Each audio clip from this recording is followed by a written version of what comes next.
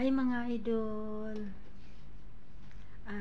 may buntag sa inyong tanan or good morning sa inyong lahat. Welcome to my vlog, Lutong Masabay Tuna. Ngayong umaga mga idol, meron akong i-share sa inyo. Ewan ko kung maniwala kayo sa hindi. Ito yung napansin ko. Kasi maniwala kayo sa hindi. Sa edad kong 51, ulitin ko, yung nagtaka ako sa buhok ko is hindi pa siya napuno ng uban. Dapat 'di ba sa pag 51 ka na, running 52 ka na, 'di ba marami ka ng uban sa buhok, 'di ba? Katulad nito sa akin, 51 na ako. Malapit na ako mag 52. So, dapat itong buhok ko is puno na to ng uban, 'di ba? Puting-puti na siya. Pero mga idol, natural pa lang yung itong nakikita niyo itim, natural na itim niya to. At share ko sa inyo ang paniniwala ko bakit hindi agad pumuti yung buhok ko. Siguro simula bata ko hindi ako nakaranas ng magpalariba ng buhok, kung ano nilalagay sa buhok. Siguro yan siguro ang dahilan kasi karamihan ng mga pinsan ko line of 40 pa lang sila mga idol. Naku, itong buhok nila puro na yan puti, puting-puti na yan. Oo, totoo mga idol. Kailangan na nila maghina. So sa akin, sa edad kong 51, ano pa lang yung buhok ko? Mayroon naman akong puting buhok, pero ano siya, yung hindi pa siya sobrang dami talaga na talagang makikita mo talaga. Ayan, kalbo na ako. Oo, totoo mga idol. Siguro dahil hindi ako mahilig mag-arte sa buhok ko, kung ano-ano nilalagay ko ng mga medisina, siguro sa akin lang paniniwala, sinishare ko lang sa inyo na I'm proud 51 but ang buhok ko is ganun pa rin siya. Mayroon siyang puti pero hindi pa siya puno. Pero ang aking ipinagtaka or paniniwala na kaya siguro hindi pumuti agad yung buhok ko dahil kahit anong problema ko, hindi ko dinidibdib, hindi ako stress, at hindi ako mahilig mag-arte ng buhok kung ano-ano nilalagay ko, mga shampoo pa, iba-iba, yung mga cream na nilalagay sa buhok pa, iba-iba. Baka yun siguro ang dahilan mga idol, ano? Kasi manipis lang tong buhok ko. Pero kung puting buhok naman na pag-usapan, hindi naman. O, di ba? So, siguro sa paniniwala ko, siguro sa nilalagay natin sa ating buhok, ano? Kasi nagtaka nga ako sa sarili ko. Kasi marami akong nakikita. 40 plus pa lang sila, buhok nila puro na puti dito. Kailangan na nila maghina. Kailangan na nila magtina ng itim. Kasi nga, puti na, nahihiya na siya. Sa akin, hindi pa mga idol. Hindi pa ako nagtitina. Siguro, sa brand ng mga shampoo ba yung pa iba-iba, pag anong makita dyan sa online, bibilin. Sa akin mga idol, isa lang talaga ang shampoo ko. Wala akong cream na nilalagay. Isa lang talaga, shampoo lang. Yun lang nilagay ko. Sinashampuan ko lang yung ulo ko pag naligo ako. 3 bisis, yun lang. Wala na akong ibang nilalagay. Or minsan lalagyan ko siya ng mantika, yung edible oil, yung pangluto.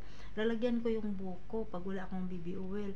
So mga idol, sinishare ko lang sa inyo na wala pala sa edad yung pagputi ng buhok. Siguro, depende siguro sa nilalagay natin sa ating buhok, diba? O diba? Kaya try niyo yung, pero alam ko ngayon yung iba na sumasabay sa uso, no? Sinishare ko lang sa inyo na ako yung taong isa lang yung shampoo ko. Wala akong mga cream, wala akong nilalagay. Isa lang shampoo ko. Pag naligo ako, 3 bisis ako magsashampoo. Kasi oil yung buhok ko eh. So yun ang mga idol, sinishare ko sa inyo na wala pala sa edad yung buhok natin na puputi. Kasi yung iba minsan bata pa, pero sa bata talagang ganyan sila. Pero yung iba talaga line of 40 pa lang. Mama ko noon 40 pa lang, mga 45, puno na yan ng buhok, puno na yung ano ni mama, yung puti yung buhok niya. So isa din siguro sa nakakaano yung may stress ka, pabago-bago ka ng shampoo. So sinishare ko lang sa inyo. Running 52 na po ako. Nag 51 na ako. Malapit na. Next year is 52 na ako. So Ay, yung puting buhok ba, nag-share lang ako mga idol. So, yun lang. Natutuwa lang ako. Sinishare ko lang sa inyo na wag laging ma-stress kung ano yung problema natin. Wag natin dibdibin. Lahat ng problema is may solution. Ako, tagapasan ako ng problema ng pamilya namin, pero hindi yan tatalab sa akin yung stress na yan. Tatawa pa rin ako. Alam mo sino yung nagpapatawa sa akin palagi? Yung hanikoy ko, binibiro ko yun para tumawa lang ako. Pag gusto ko tumawa, inaasar ko yung hanikoy ko. Siya yung gamot ng ano ko, yung pag na-stress ako, parang may problema ako. Siya yung awayin ko, siya yung taasarin ko para magalit sa akin tapos tatawa ako. O, diba? Siya yung tagagamot ng aking stress or problema. Si Honey ko. Babay na guys. Magdaro na po ko. Sinishare ko lang sa inyo. Okay? Paalam. Huwag niyo kalimutan i-subscribe ang aking YouTube channel, Lutong Masa ni Tuna, at ang aking page na Lutong Masa ni Tuna. Same profile lang sila mga idol. Pag nakita niyo yan doon sa Facebook, pakipalo niyo yan. Kasi marami pa kayong video na mapapanood dito sa aking channel at sa aking Facebook page. Kasi alam niyo mga idol, ngayon sa totoo lang, nag-stop talaga ako pagluto kasi bawal talaga dito. Kaya magtataka kayo, bakit Lutong Masa ni Tuna? Wala naman siyang niluluto. Mix man itong ina-upload niya.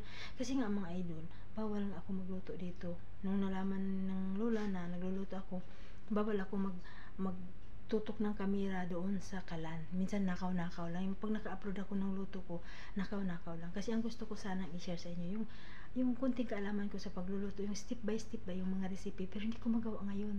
Saka napag-uwi ko ng Pilipinas, doon na ako bubungga magluto. O diba mga idol? So, yan, abangan nyo pag nakauwi ako. Malapit na ako uuwi. Matapos tong kontrata ko, hindi na ako babalik ng abroad, doon ako sa Pinas. Gusto ko mag-vlog. O diba? Bye-bye. Thank you for watching mga idol. Huwag nyo kalimutan.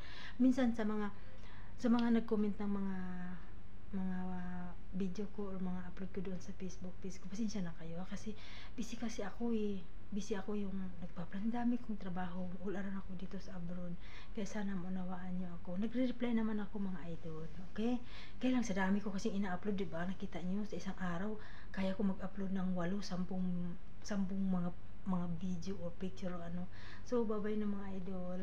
Thank you for watching. God bless. Huwag natin kalimutan, alagaan natin ang ating sarili. Huwag tayong ma-stress. Kahit man anong problema, is kaya nating solusyonan yan.